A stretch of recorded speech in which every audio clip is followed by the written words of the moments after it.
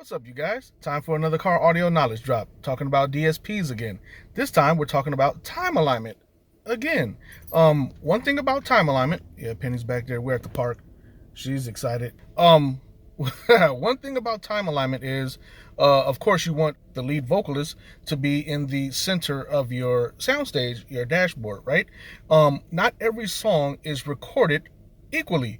Some songs, no matter how well you time align your main vocalist, sometimes they're going to be above the steering wheel. Sometimes they're going to be a little bit further right than you'd like. Even if you use the Sheffield Labs 3 people on soundstage disc, sometimes even after you time align that way, your lead vocalist can still be off. It's not your fault. It's not your DSP malfunctioning or anything. Sometimes the songs are just not recorded that way to where the lead vocalist, lead drummer, lead whoever is not in the center like you expect them to be. So don't be discouraged. Don't think you have to retune constantly, because you'll drive yourself nuts trying to change your tune for every song just to make sure that your lead vocalist is center. And don't forget, I still have my Image Dynamics 8s for sale.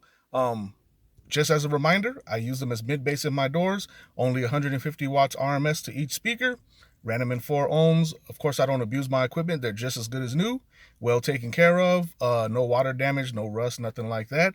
And you can see in the video that I linked at the end of this video, that's the video that I just posted about them, all the details, what I paid for them, what I'm looking for, best realistic offer, shipping included within the United States. Let me know.